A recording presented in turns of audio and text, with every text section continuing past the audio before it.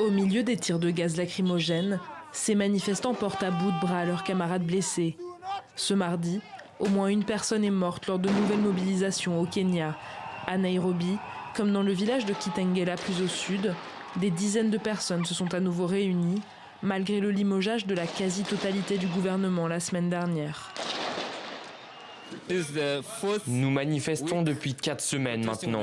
On continue parce que Ruto aurait pu régler ça dès la première semaine. Il aurait pu se retirer et remercier son équipe dès la première semaine. Mais il a attendu jusqu'à maintenant. Et pendant ce temps-là, de nombreuses personnes sont mortes. Beaucoup de vies ont été perdues. Mais il ne réalise toujours pas l'impact énorme que cela a eu sur le pays.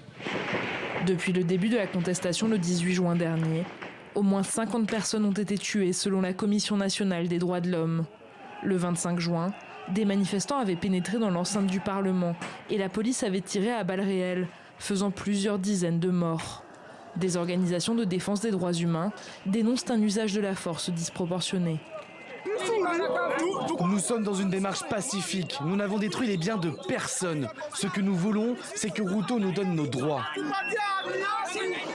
Les manifestations avaient d'abord visé le budget 2024-2025, qui prévoyait des hausses d'impôts dans un contexte d'inflation élevée. Mais malgré le retrait du projet fin juin, la colère continue de se cristalliser contre le président. Ruto est tout bonnement incompétent. Il n'a aucune capacité de leadership. Seul le titre de président du pays l'intéresse. C'est la marionnette du Fonds monétaire international. Tout ce qu'il fait, il le fait pour eux. Il ne dirige pas du tout ce pays. La police affirme avoir reçu des renseignements indiquant l'intention de certains groupes criminels d'infiltrer les manifestations.